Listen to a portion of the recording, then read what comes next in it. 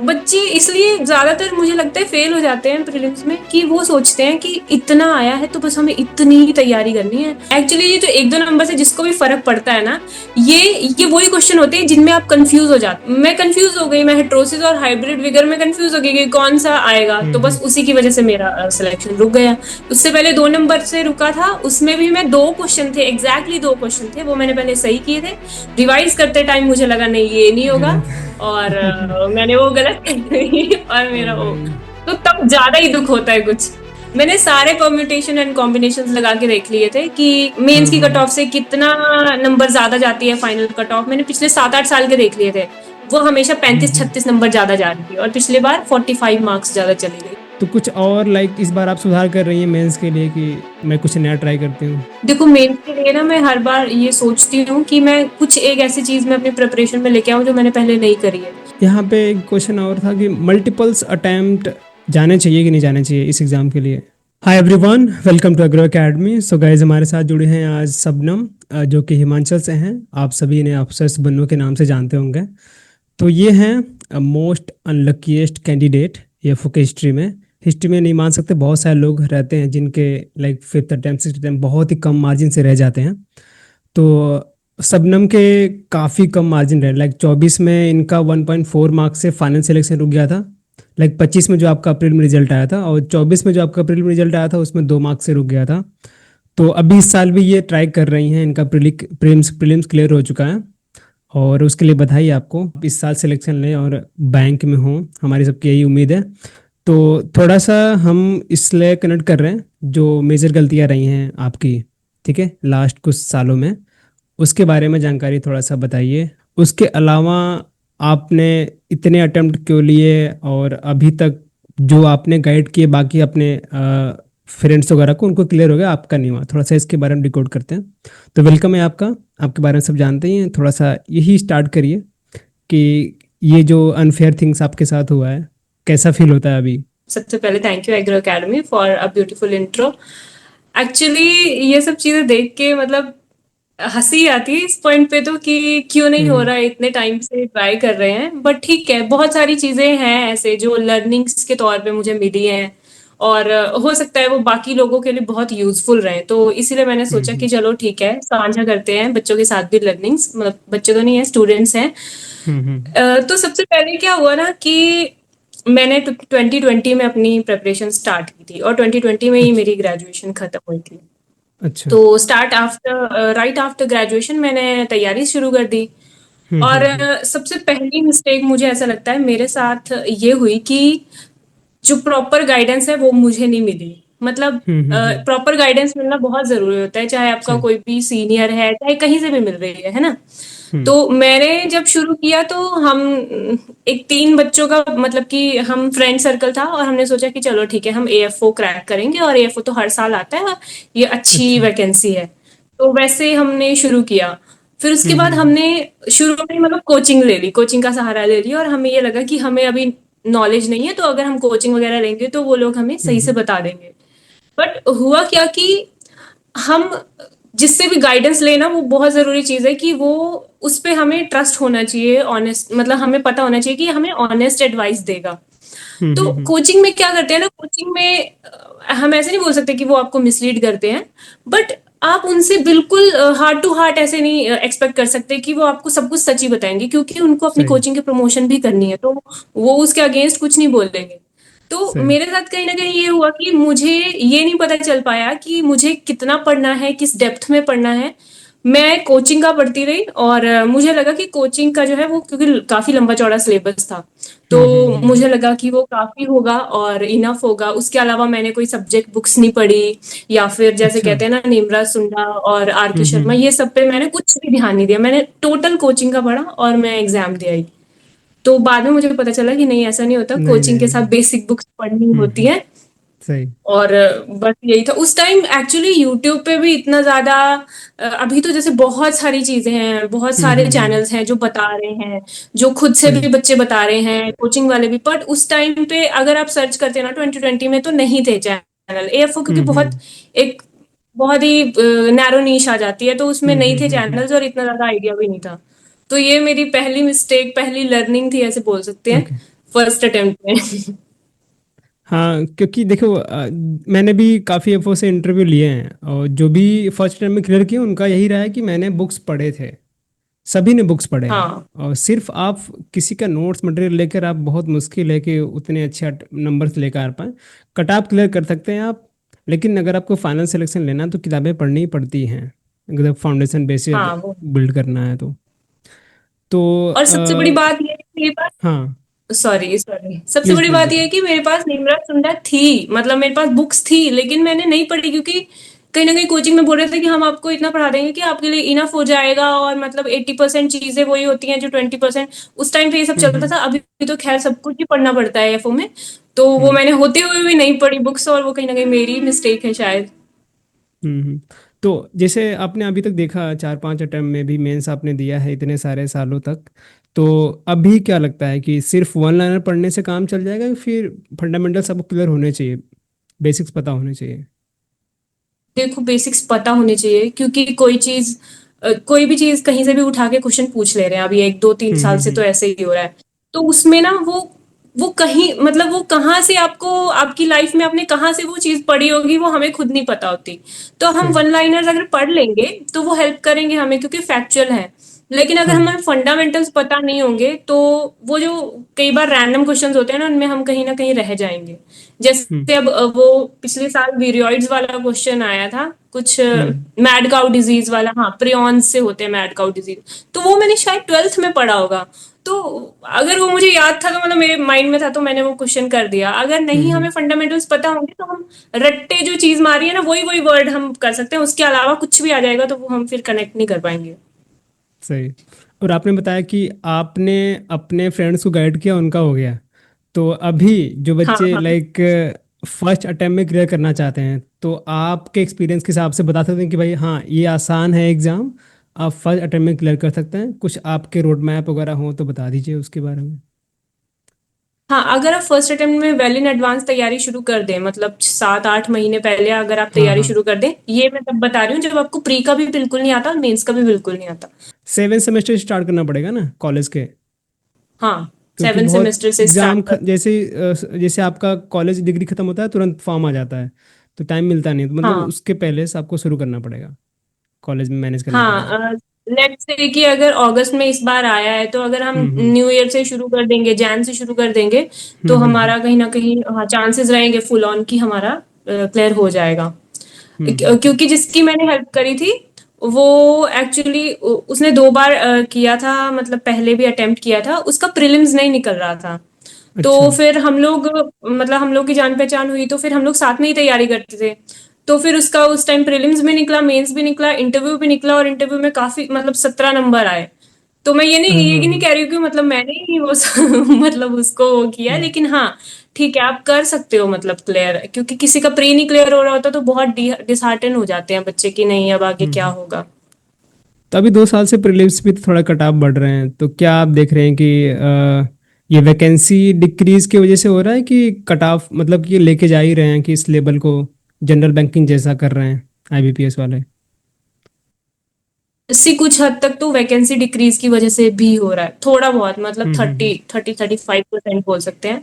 इसके अलावा बात यह है कि जो क्वेश्चन पेपर है, जो हम्म। प्रीलिम्स का एग्जाम है वो इजी, थोड़ा इजी है। इजी आ रहा है। आप ये नहीं कह सकते हम्म। कि बहुत हार्ड आ रहा है, जैसे 2020 में आया था। अब जो बच्चे दिया होगा वो रिलेट कर पाएंगे।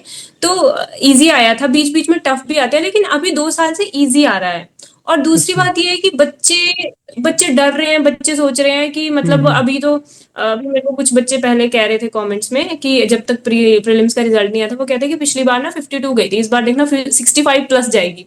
तो ऐसा नहीं होता। हाँ हाँ हाँ। ऐसा नहीं होता, 60 चली जाए कभी वो बहुत ही नहीं बड़ी नहीं। बात है कि बिल्कुल सही। बिल्कुल ही एग्जाम बिल्कुल ही इजी आ गया। बट बच्चे इसलिए ज्यादातर मुझे लगता है फेल हो जाते हैं प्रीलिम्स में कि वो सोचते हैं कि इतना आया है तो बस हमें इतनी ही तैयारी करनी है और आगे बस कुछ भी नहीं पढ़ना है।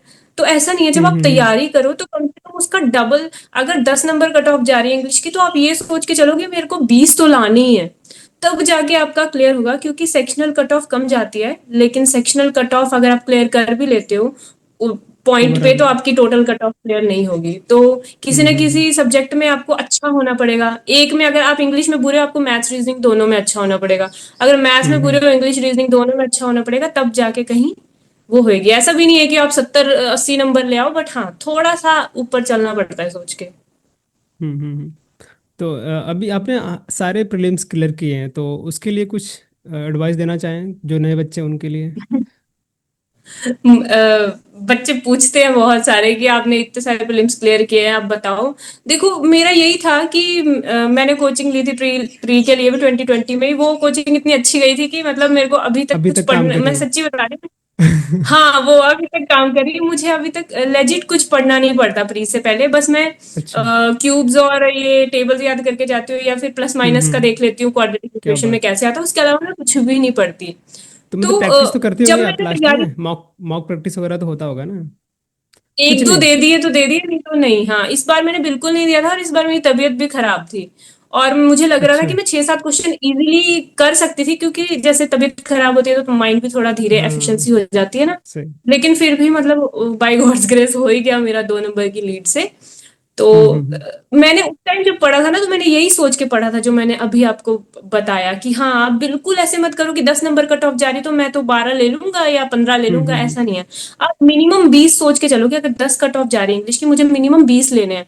अगर 50 टोटल कट ऑफ जा रही है, मुझे मिनिमम 65 तो लाने ही है, क्योंकि आगे 60 अच्छा। भी जा सकती है। तो जरूरी नहीं है कि हम्म। 50 जा रही है तो आप 50 या 60 का करके चलो।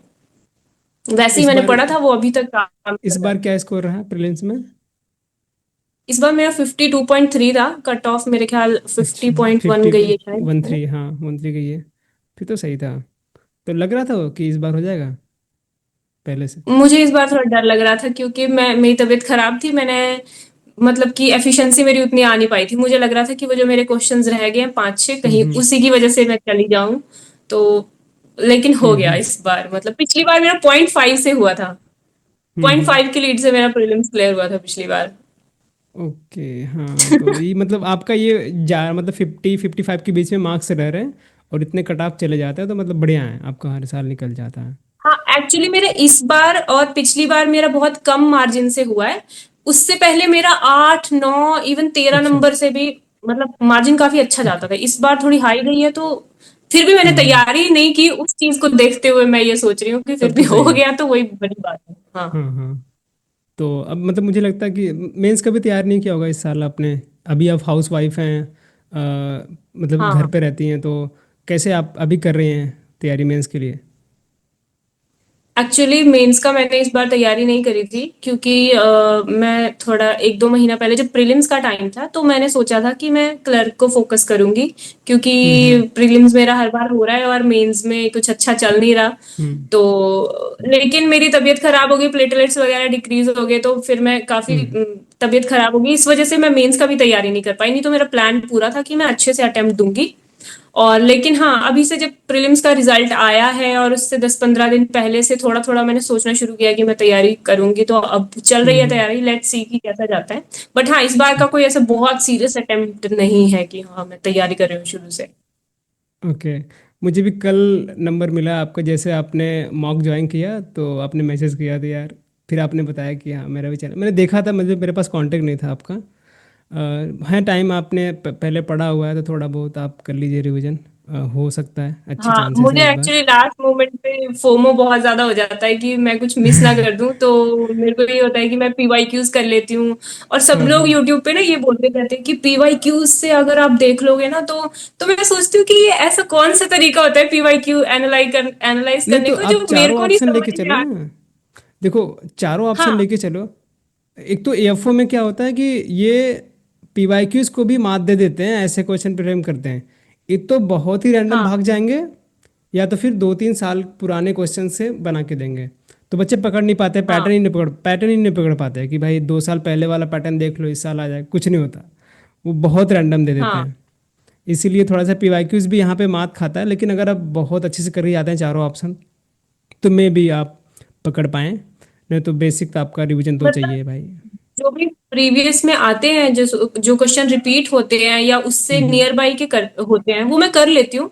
लेकिन फिर वही बात है ना कि जब तक बंदा सक्सीड नहीं होता तो उसे लगता है शायद उसकी कोई भी हाँ। ट्रिक काम नहीं कर रही है। तो वो हाँ, वो मे थोड़ा भी। सा रहता है। हाँ। सही सही।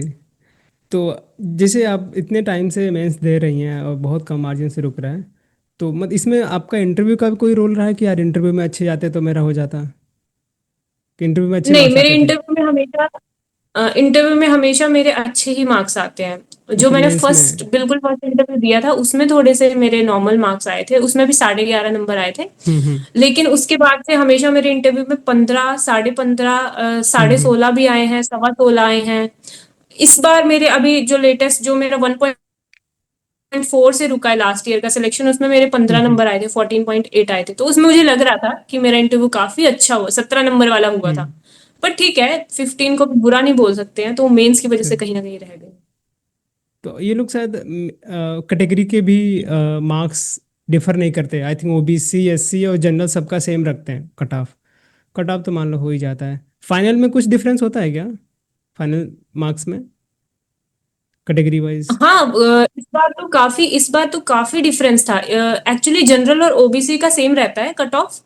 हम्म। उसके अलावा एससी और एसटी का और ईडब्ल्यूएस का भी नियर अबाउट सेम रहता है, लेकिन एसटी और एससी का फर्क रहता है। और इस बार हम्म। बहुत ही ज्यादा डिफरेंस हो गया था, जो लास्ट टाइम की बात कर रही हूँ। जैसे जनरली अच्छा। 7 नंबर, एसटी एसटी का मान लो आप 5 नंबर का, एससी का मान लो 7 नंबर का है, शायद मैं उल्टा बोल रही हूँ। लेकिन इस हाँ। बार 15 और 14 नंबर का फर्क गया है ओके। कट ऑफ में, फाइनल कट ऑफ में। तो इस बार हम्म। थोड़ा सा ज्यादा ऐसे लगा कि हाँ, बहुत ही ज्यादा फर्क चला गया। लेकिन ठीक है। सही है। तो जैसे इतने एक्सपीरियंस के बाद आप ये बोल सकते हैं कि इस एग्ज़ाम के लिए कोचिंग रिक्वायरमेंट है, लाइक ऑफलाइन कोचिंग करते हैं बच्चे, बहुत खासे पैसे खर्च करते हैं और हॉस्टल में रुकते हैं, वहाँ पे खाना पीना देखना वगैरह, कि आप कर सकते हैं अगर आप डेडिकेटली काम करते हैं अपने हॉस्टल से, रूम से, या फिर कहीं पे लाइब्रेरी ज्वाइन करके? मुझे ऐसा लगता है कि इसके लिए कोचिंग की रिक्वायरमेंट नहीं है इस एग्जाम के लिए। एक्चुअली इस एग्जाम के लिए असली जो की फैक्टर्स है वो यही है कि आपको राइट गाइडेंस मिले। सबसे पहली बात, आपको हम्म। पता हो क्या पढ़ना है, हम्म। कितनी डेप्थ में आएगा। वो आपको पीवाईक्यूज हेल्प करेंगे, या आप हम्म। यूट्यूब पे, आजकल तो बहुत सारे यूट्यूब, मतलब कि यूट्यूब पे सही। आपको चैनल मिल जाएंगे, या फिर आपका पर्सनलाइज्ड कोई हो इंसान जो हाँ, एएफओ सीनियर के या तौर पे फिर काम कर भाई रहा है, बहन जो कोई भी क्लियर किया हाँ। हो। सही। हाँ, तो उनके आप थ्रू। उनसे सही से गाइडेंस ले लो, फिर आपको एक राइट पाथ मिल जाएगा। उसके बाद कंसिस्टेंसी बहुत मैटर करती है। आप लाइब्रेरी भी ज्वाइन कर लोगे तो आपका काम चल जाएगा। जो लोग हम्म। बिल्कुल इतनी दूर से आके ऑफलाइन कोचिंग ले रहे हैं, मैं भी ऐसे लोगों से मिली हूँ जो काफी दूर हम्म। दूर से आके ऑफलाइन कोचिंग ले रहे हैं, साल साल भर पढ़ रहे हैं। तो वो तो मुझे बहुत पैसा वेस्ट लगता है। और स्पेशली जब बंदा बड़ी मुश्किल से पैसों के अरेंजमेंट करके वो कर रहा है, हम्म। तो फिर और भी बुरा लगता है उसके लिए, क्योंकि ऐसा लगता है कि सब कोचिंग वालों को ही जा रहा है और इसका कुछ भी नहीं हो रहा। हम्म।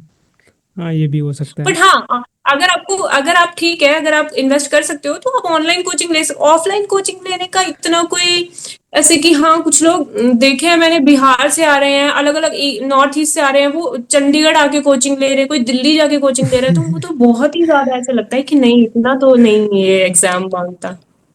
अम, पता नहीं क्या फियर रहता है उनके मन में, हम मुझे भी समझ नहीं आता। अगर आप बहुत बड़े एग्जाम, और कंपटीशन भी उतना हाई नहीं है ना, अगर आप एग्रीकल्चर में जा रहे हैं तो मुश्किल से यहाँ पे 10, 12, 15 हज़ार बच्चे ही सीरियस रहते हैं। बाकी तो ऐसे ही भर देते हैं, हाँ। चलो यूपीटीए दे दिए, उसी इफको दे दिए, बाकी एग्जाम दे दिए। एफओ के लिए उतने हाँ। सीरियस नहीं रहते क्योंकि सबकी उतनी अच्छी क्वांट इंग्लिश होती नहीं है, प्रीलिम्स में ही बाहर हो जाते हैं। कितना अच्छा मेंस कर लेंगे, हाँ, क्योंकि सारे बच्चे बायो के हैं। तो किसी की अगर एग्रीकल्चर पे ज्यादा अच्छी कमांड है तो वो प्रीलिम्स की तैयारी कर ले ढंग से। मेंस का तो मतलब देखो, जब हम हम्म। बीएससी वगैरह करते हैं उसमें हमारे फंडामेंटल्स क्लियर हो जाते हैं। अगर कोई मतलब एवरेज बच्चा अच्छे से पढ़ रहा है तो थोड़ा बहुत उसको हम्म। पता लग ही जाता है, इरिगेशन क्या है, ये सब चीजें क्या है, ड्रेंचिंग क्या है। बाद में तो फैक्ट्स ही पढ़ने होते हैं, और कुछ एक चीजें होती हैं जो टॉपिक हमें क्लियर नहीं करने होते, वो आप क्लियर कर लो, यूट्यूब से कर लो, या कहीं किसी सीनियर से समझ लो, जो भी है। हम्म। तो यहाँ पे एक क्वेश्चन और था कि मल्टीपल्स अटेम्प्ट जाने चाहिए कि नहीं जाने चाहिए इस एग्जाम के लिए? ये मैंने सोचा था कि मैं पक्का एड्रेस करूंगी इस बात को। हाँ। देखो, मल्टीपल अटेम्प्ट्स, मैं खुद ये चीज मानती हूँ कि जो बच्चा जैसे फॉर एग्जांपल अब बॉयज में ऐसा है कि उनको उन पे प्रेशर रहता है कि उनको कुछ ना कुछ जॉब चाहिए करना ही है, चाहिए। उनको सेटल होना हम्म। है एक टाइम से, हाँ हम्म। पहले। तो उनके लिए ये है कि आप एक अटेम्प्ट दो, दो अटेम्प्ट दो, अगर आपको तीसरे में लग रहा है कि मेरे को देना ही चाहिए और मेरा हो जाएगा, फिर आप हम्म। तीसरा अटेम्प्ट दो। उसके बाद ना आप प्लान बी के बारे में भी सोचो। ऐसा नहीं है कि मैं कह रही हूँ गिव अप कर दो, लेकिन कुछ आप सोर्स ऑफ इनकम रखो उसके साथ साथ। सही। अगर आपको लगता है तो चाहे आप 30 साल तक दे दो। पर अगर आइडल बैठ के बंदा कोई 6 7 8 अटेम्प्ट दे रहा है और उसके बाद बन रहा है, तो वो थोड़ा सा वेस्टेज ऑफ टाइम तो है। अब सब बोलेंगे कि ये खुद ही ऐसे कर रही है और सबको बोल रही है। और रीजन ये है कि देखो, जब मेरी शादी हुई, ठीक है, उसके हम्म। बाद से मैंने प्राइवेट जॉब्स को भी कंसीडर किया है। तो अभी मैं वो सब चीजें घूम फिर के आ चुकी हूँ कि हाँ, मुझे पता है कि मैं प्राइवेट हम्म। जॉब में जाऊंगी तो मुझे स्ट्रगल इतना करना पड़ेगा और उतनी पैसे की जरूरत नहीं है, इतनी इतनी बुरी तरह से कि मैं जाऊं स्ट्रगल करूं और फिर मुझे उतने पैसे नहीं मिलेंगे जितना मैं काम करूंगी। तो वो सही। मैं अभी अपनी मर्जी से घर पे बैठी हूँ और मैं और कुछ नहीं कर रही थी, तो मैंने सोचा मैं तैयारी कर लेती हूँ। तैयारी कर लेते हैं। लेकिन हाँ, हम्म। अगर मुझे जरूरत होती पैसों की, तो फिर मैं प्राइवेट जॉब पक्का ऑप्ट जॉब। करती फॉर हम्म। श्योर। ऐसे नहीं हम्म। करती हाँ मैं मुझे पैसों की जरूरत है लेकिन मैं तैयारी करूंगी, वो थोड़ी सी हम्म। फुलिशनेस हो जाती है फिर। नहीं नहीं, बहुत अच्छी तो बात मुझे तो बताई ये आपने। लगता है। हाँ, ये दोनों जन के लिए अप्लाई होता है। जैसे अगर आपकी फैमिली बहुत ही वेल है कि भाई पैसे से कमी नहीं है, पिताजी अपरंपार पैसा है, तो आप दे सकते हैं, आराम से अटेम्प्ट दीजिए, ऑफलाइन कोचिंग लीजिए, कुछ भी करिए, कोई दिक्कत नहीं। बस अपने से, अपने आप से ये रहिए कि भाई हाँ मैं अपना दे रहा हूँ 100%। ये नहीं कि बापूजी पैसे हाँ लगा रहे हैं और आप जाके उड़ा रहे हैं बिना मतलब का। फिर हाँ, तो ऐसा भी नहीं है कि आप 6 साल 7 साल तैयारी करते रहो। इवन तो अगर आपके पेरेंट्स ठीक ठाक हैं तो आप हर बार कोचिंग लेते रहो 20 20 25 25 हजार की और अपना आराम से। ऐसा भी नहीं है हाँ हाँ, भाई। सही। अ, तो मेंस का ही मतलब आपका हर साल रह जा रहा है, तो कुछ और जैसे आप चीज़ें बताना चाहें कि ये चीज़ सुधार कर लो, तो मेंस बहुत अच्छा हो जाएगा आपका। लेकिन देखिए, मैं समझ सकता हूँ कि अभी आपका क्लियर नहीं हुआ, तो काफ़ी बच्चे मे भी सोचें यार इसका खुद नहीं हुआ, हमें क्या बता रही है। तो ये हम्म। गलत आपका माइंडसेट हो सकता है, क्योंकि जो क्लियर कर लेते हैं उनसे बेटर जो चीज़ें बताते हैं जो लोग नहीं कर पाते हैं, क्योंकि उनके पास अनुभव होता है। ठीक है, तो ऐसी बात नहीं है, ये एग्जाम खुद ही बोलता है आप क्वालिफाइड नहीं है। ऐसा नहीं कि आप एबल नहीं हैं, आप एबल हैं। अगर यहाँ नहीं हुआ तो कहीं और हो जाएगा, किसी और एग्जाम आप अच्छा कर लेंगे, ऐसी बात नहीं है। सब सेम नहीं होते, जैसा शबनम ने बताया। तो कुछ और लाइक इस बार आप सुधार कर रही हैं मेंस के लिए, कि मैं कुछ नया ट्राई करती हूँ, कि आपका वही चल रहा है रिवीजन? देखो, मेंस के लिए ना मैं हर बार ये सोचती हूँ कि मैं कुछ एक ऐसी चीज में अपनी प्रिपरेशन में लेके आऊँ जो मैंने पहले नहीं करी है। तो सही। मैं अब जैसे मैंने इस बार ये सोचा है कि मैं अभी थोड़े दिन बचे हैं, अभी मेरे ख्याल से हम्म। 13 14 दिन बचे हैं और उसमें भी हमें तैयारी करनी है। तो इतने शॉर्ट टाइम में मेरा सबसे बड़ा टेक ये है कि मैं पीवाई क्यूज को, मतलब जैसे मैंने पहले ही बताया, मैं पीवाई क्यूज हम्म। को अच्छे से एनालाइज कर रही हूँ। और पीवाई सही। क्यूज को भी ना एनालाइज करने के मल्टीपल तरीके हैं। कोई ईयर वाइज पढ़ता है, कोई सब्जेक्ट कोई वाइज क्वेश्चन पढ़ता है। वाइज, तो हाँ। मुझे लगता है कि सब्जेक्ट वाइज पढ़ना बेस्ट है। सही है। आप कोई भी हाँ हाँ। सब्जेक्ट शुरू कर रहे हो, अगर आप एनिमल हस्बेंड्री शुरू कर रहे हो, आप सबसे पहले उसके प्रीवियस ईयर क्वेश्चन देखो। उनका एक बिल्कुल सही। चार्ट या कुछ ऐसे बना लो जो आपको इंटरेस्टिंग लगे, उसमें आप देखो कौन से क्वेश्चन रिलेटेड है, आपको पता लग हम्म। जाएगा। जैसे आपने वीडियो बनाई थी उसमें मुझे हाँ हाँ अच्छा हाँ। लगा, लेकिन मुझे उसमें लगा कि हाँ वैसे ही अगर और सब्जेक्ट की वीडियोस भी आ जाए, हम्म। प्रॉपर आ जाए, तो मतलब कि बहुत अच्छा। थोड़ा सा ये माइनर वाला अच्छा पार्ट हाँ। एंटोपैथो, और इसमें थोड़ा सा मेरा हाथ कम है, तो इसलिए मैं वो चीज़ें नहीं कवर कर पाता। बस थोड़ा सा जो पेस्ट डिजीज वाला पार्ट है, क्रॉप से रिलेटेड मैं बता देता हूँ कि भाई ये देख लो क्वेश्चंस आए हुए हैं। हाँ, आपने मेजर 4 5 टॉपिक तो, मतलब 4 5 सब्जेक्ट्स तो हाँ, कवर किए थे। बताए थे। हाँ तो हाँ। उसमें अब जैसे जस्टेशन पीरियड का क्वेश्चन आ जाता है, ब्रीड से क्वेश्चन आ जाता है, तो वो पता है कि मतलब बहुत ज्यादा रिपीट हो रहे हैं। और एक चीज है, जैसे आप देखोगे ना, वो फाउंडेशन सीड और सर्टिफाइड सीड वाला वो हर बार आता है, पिछले 3 साल से हर बार आ रहा है। पहले हर बार ओकरा है। का आ रहा है, अनियन का आ रहा है, हम्म। टोमेटो का आ रहा है। तो वो तो टेबल ना ऐसा है कि उसको आप जब पेपर देने जा रहे हो ना, 1 2 घंटे देख पहले उसको देख के जाओ पक्का, अगर आप बाहर देख के जाओगे। और एक वो जो एनिमल वाला भी एक टेबल है जिसमें लिखा होता है जेस्टेशन पीरियड कितना है आपका। हाँ, और सारे टर्म्स वो दिए वाला हुए एक टेबल। हैं, स्पीसीज का, ब्रीड हाँ का, एक, ब्रीड वाइज। और वो वाला, वो दोनों अगर आप देख के जाओगे, वो पक्का कुछ कुछ चीजें हैं जो आपको हेल्प करती ही करती है। और ये पिछली बार मेरे साथ हुआ था, मैं देख के गई थी और वो टोमेटो का ही अंदर जाके फाउंडेशन सीड वाला आ गया था। तो ये सब चीजें तो करनी ही करनी है। ये लास्ट पॉइंट पे आपके 3-4 नंबर इजीली बढ़ा देंगे। और उसके अलावा जो पढ़ना होता है वो तो पढ़ना ही है। छोटे छोटे पढ़ना सब्जेक्ट्स है। आप छोड़ सकते हो, अभी जैसे निमेटोलॉजी आप पढ़ोगे अभी तो थोड़ा हम्म। वेस्टेज है। मेन थोड़ा। मेन क्रॉप्स के पढ़ लो, खैर राइस के पोटैटो के पढ़ लो, आपकी क्या निमेटोड हम्म। जाते हैं। तो वही मेरी इस बार ये है कि प्रीवियस ईयर क्वेश्चन से थोड़ा निचोड़ के और जो हम्म। बाकी चीजें आ रही हैं वो पढ़ लो बस। ओके। तो इस बार है, देखते हैं क्या कट ऑफ जाता है। कट ऑफ प्रीलिम्स में कम था, मे बी बच्चे अगर आए होंगे अच्छे खासे, रेशियो उन्होंने लिया होगा, तो मे बी वही कट ऑफ हाँ। रखे हैं। इस पिछले साल तो इतना गंदा कर दिए कि 17 नंबर लेके चले गए। पिछली किसी बार भी तो कोई। एक्चुअली बहुत ही बुरा हो गया। हाँ हाँ। पिछले साल कितने कितने मार्क्स थे आपके मेंस में? मेरे साथ पिछली बार बहुत बुरा हुआ है, मेरे 34.5 थे। अच्छा, 17 से ज़्यादा मेरे आना 17 चाहिए था। नंबर ज्यादा थे। पर फिर भी मेरा नहीं नहीं हुआ। मैंने सारे परम्यूटेशन एंड कॉम्बिनेशंस लगा के देख लिए थे कि फाइनल कट ऑफ से कितना, मतलब मेंस हाँ की हाँ कट ऑफ से कितना नंबर ज्यादा जाती है फाइनल कट ऑफ। मैंने पिछले 7-8 साल के देख लिए थे। वो हमेशा पैंतीस हम्म। छत्तीस नंबर ज्यादा जा रही थी, और पिछले बार 45 मार्क्स ज्यादा चली गई। तो क्या ओहो। बोल सकते हैं, आगे इसको कुछ नहीं बोल सकते। हाँ, एक्चुअली ये जो 1-2 नंबर से जिसको भी फर्क पड़ता है ना, ये ये वही क्वेश्चन होते हैं जिनमें आप कंफ्यूज हो जाते हो। अब मैं ऐसे नहीं कहूंगी कि ये जो 1 नंबर का मुझे क्वेश्चन में फर्क पड़ा तो मैं मुझे हम्म। आता नहीं था। मैं कंफ्यूज हो गई, मैं हेट्रोसिस और हाइब्रिड विगर में कंफ्यूज हो गई कि कौन सा आएगा, तो बस हम्म। उसी की वजह से मेरा सिलेक्शन रुक गया। उससे पहले 2 नंबर से रुका था, उसमें भी मैं 2 क्वेश्चन थे, एग्जैक्टली 2 क्वेश्चन थे, वो मैंने पहले सही किए थे। रिवाइज करते टाइम मुझे लगा नहीं ये नहीं होगा, गलत। और मैंने वो गलत कर दी और ओ मेरा वो, भाई। तो तब ज्यादा ही दुख होता है कुछ। हम्म।